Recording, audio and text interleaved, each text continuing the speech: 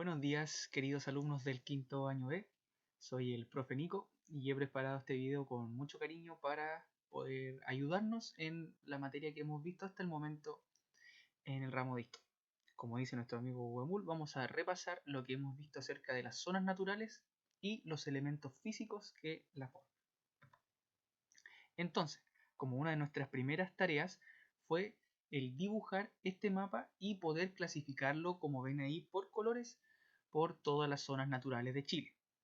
Ya es muy importante que aquí en la parte roja hayan señalado la zona del norte grande, en la parte naranja la zona del norte chico, en la parte medio verde claro, zona central, verde un poquito más oscuro, zona sur, y el verde más oscuro, más intenso es la zona austral. Muchas veces tendemos a confundir este sur con austral porque a esta zona también se le llama sur, ¿ya? Pero el término correcto sería austral, que es la zona más extrema de nuestro país. Entonces, hablamos de que nuestro país tiene una amplia variedad y diversidad en cuanto a sus paisajes y sus características. Esto porque nuestro país, al ser tan largo, atraviesa por varios climas que se presentan en el mundo. ¿Ya? Al ser tan largo, entonces, se hace casi obligatoria esta división en nuestras zonas naturales. Pero estas zonas naturales se dividen así no solamente porque nuestro país sea largo, sino que porque esas diferencias son específicas, son muy características de las distintas zonas. Ahora bien, ¿cómo se definen esas características? Principalmente por estos elementos físicos, los que vemos aquí en nuestro cuadrito amarillo. Antes de analizar zona por zona las 5 zonas naturales, vamos a analizar primero estos 4 elementos físicos claves, ¿cierto?, que le entregan las características a nuestro país y a cada zona natural. Este cuadrito amarillo, como dice acá, tienes que tenerlo sí o sí anotado en tu cuaderno. El primero es el relieve. El relieve es uno de los más relevantes, no solo porque se presenta en todo nuestro país, sino que porque condiciona al resto de los elementos físicos, a las aguas superficiales, al clima, ¿cierto? Y a la biodiversidad. A ver, este esquema que a usted le puede parecer muy raro y que debe estar en su cuaderno, como lo decía una de las actividades de las semanas, representan las 4 macroformas. Si bien es cierto el nombre es raro, macro significa grande y formas, formas. Entonces, es decir, son las formas más grandes de nuestro relieve. Aquí se presenta en este perfil, ¿cierto? Porque es como si lo viéramos acostado, de manera acostada, no el dibujo plano que vemos siempre. En la imagen siguiente podemos ver cómo sería este perfil en la realidad. Miren, la planicie litoral, ¿cierto? Es aquella, mejor dicho, macroforma que ustedes deben contar desde que empieza la orilla de la playa, ¿cierto?, hasta encontrarse con la cordillera de la costa. Este espacio en algunos lugares es más extenso, como por ejemplo aquí en la quinta región o la zona central, y en otras regiones o zonas naturales es mucho más breve, por ejemplo en la zona del norte grande. La planicie litoral es más breve, ¿cierto? Y se encuentra rápidamente con la cordillera de la costa. Ahora, ¿cómo se pueden guiar bien en la planicie litoral? Es con las ciudades. La mayoría de las ciudades de nuestro país, al ser costeras, se encuentran en la planicie litoral. Luego de la planicie litoral vendría la cordillera de la costa. Si seguimos un orden desde mar a cordillera, vendría la cordillera de la costa. Es nuestra primera cadena montañosa, pero mucho más pequeña que la cordillera de los Andes. Solamente fíjense en este dibujito y la diferencia es notoria. Esta cordillera se inicia en la zona natural del norte grande, ¿cierto? Y desaparece en el mar porque disminuye tanto que se va hundiendo en la zona sur, casi llegando a la zona austral. Lo que hace que en la zona austral casi no se presente esta cordillera de la costa. Luego, la depresión intermedia. Como dice su nombre, intermedia porque se encuentra entre las dos cordilleras. Y depresión porque esto significa una especie de hundimiento. Al estar entre medio de dos cerros, parece en su mayoría que fuera como los valles, ¿cierto? Que se hunde un poquito y luego vuelve a aparecer. En esta depresión entonces también se encuentran varias ciudades de nuestro país, como Santiago, Temuco, Copiapó, entre otros. En el norte grande, por ejemplo, se encuentra el desierto, en su mayoría lo que se denomina como pampa. En el norte chico se encuentran los valles transversales, ¿ya? Y aquí, por ejemplo, en la zona central es un amplio sector de valles, ¿cierto?, que permite el asentamiento o la formación de las ciudades. Como ven, las macroformas van variando a medida de cómo vayamos avanzando por Chile. Finalmente se encuentra la cordillera de los Andes. Es nuestra segunda cadena montañosa, pero la más grande. Esta cordillera también presenta variación a medida que vayamos avanzando hacia el sur. Por ejemplo, en la zona del norte grande presenta una gran altura, a diferencia de la zona sur, donde disminuye bastante. Mire, volvamos a este perfil, a este esquema. Si ustedes se fijan a su costado derecho, hay unos numeritos, ¿cierto? 1000, 2000, 3000. Estos son los metros sobre el nivel del mar. Entonces, este 0 significa la orilla de la playa. Como pueden ver, la cordillera de los Andes aquí supera los 4000 metros. Entonces, este perfil puede corresponder al norte grande, como también a nuestra zona central, en donde estamos ahora.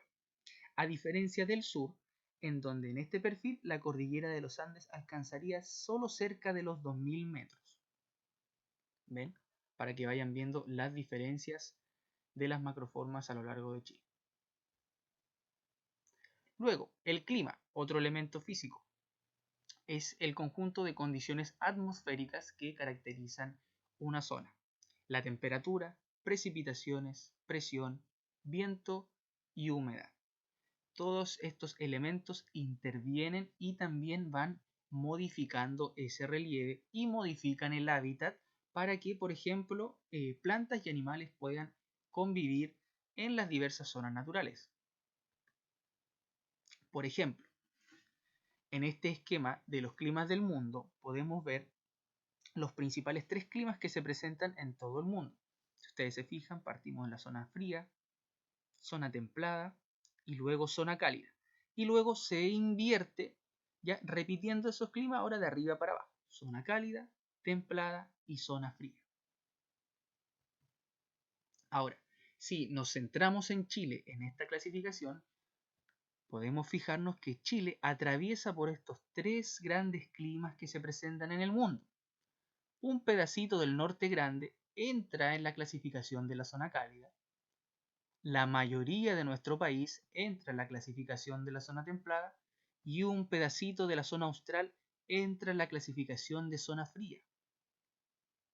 Esto nos indica entonces una variedad de climas a lo largo de nuestro país, ya que todo nuestro país atraviesa por los 3 climas que presenta el mundo. El tercer elemento físico que interviene en la diversidad de estas características son las aguas superficiales. Con las aguas superficiales tienen que relacionarlo inmediatamente aquellas cantidades de agua que ustedes vean. Por eso se llama superficiales, que vean en la superficie. Como no podemos ver las aguas subterráneas, sí podemos hacer con todas estas cantidades de agua que apreciamos constantemente, como el mar, los ríos, los lagos, termas también, glaciares en la zona austral y océanos, ¿cierto?, en más grandes cantidades de mar. Ahora, el ejemplo de agua superficial que más se presenta a lo largo de nuestro país son los ríos. Para analizar y para entender de mejor manera a los ríos que hay a lo largo de Chile, es necesario tener claro 2 conceptos fundamentales. El primero es el caudal, y como dice aquí, es la cantidad de agua que tiene un río. Inmediatamente tienen que asociarlo al agüita. Toda el agüita que corre, la cantidad sea harto o poco, es el caudal. Ahora, si ustedes se fijan en el dibujo de acá, siempre por lo general encontramos los dibujitos de los ríos parecidos a esto, ¿cierto? Entonces, este sería el cauce, es decir, todo el camino que recorre el río. En este caso sale de las montañas, pasa por los valles y generalmente termina en el mar. Este caminito es el cauce y lo que hay dentro del cauce es el caudal, que vendría siendo el agua. Ahora, otro concepto muy importante es el régimen. Esto tiene que ver con la forma de alimentación de un río, es decir, de dónde ese río obtiene su agua. Por lo general hay tres opciones. Primero, pluvial. El régimen pluvial quiere decir que ese río obtiene su agua de la lluvia. Acá podemos apreciar, ¿cierto?, en el dibujito, cómo las nubes se acercan y dejan caer esa lluvia que alimenta al río. Luego, el segundo régimen es el nival, es decir, que el río obtiene su agua del derretimiento de la nieve. Aquí en el dibujo apreciamos cómo la nieve que está en la cima de la montaña se va derritiendo, por lo general en verano, ¿cierto?, y se transforma en un río. Y finalmente está el régimen mixto, que es que el río obtiene su agua tanto de la nieve aquí como también de la lluvia. Esto, por ejemplo, pasa en la zona sur, donde en invierno acumula la nieve que en verano se derrite, pero también pasa que en la estación de verano también se producen lluvias. Entonces el río tiene esta alimentación mixta, de la lluvia como también de la nieve. Aquí en la zona central, por ejemplo en Santiago, por lo general los ríos son de régimen nival, en donde la nieve que se acumula en invierno en la cordillera se derrite en el verano y se transforma en río. Recuerda siempre también que cuando hablamos de precipitación nos referimos a la lluvia. Es lo mismo, tienen el mismo significado. Finalmente, el último elemento físico que modifican y le entregan características a nuestras zonas naturales es la biodiversidad.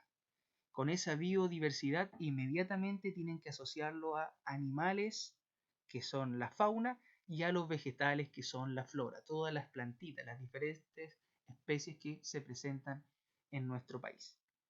Entonces, antes de analizar zona por zona natural, es importante que tengamos estos conceptos claros porque se van a ir repitiendo zona por zona, obviamente con distintas características.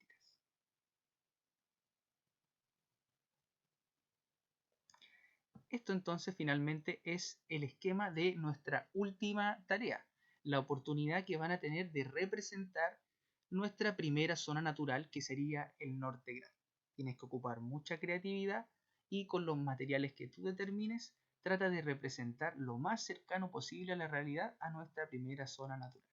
Recuerda representar las 4 macroformas: planicie litoral, cordillera de la costa, depresión intermedia aquí amplia, bien desértica, y la cordillera de los Andes, con una cordillera bien alta, llena de nieve en su cima.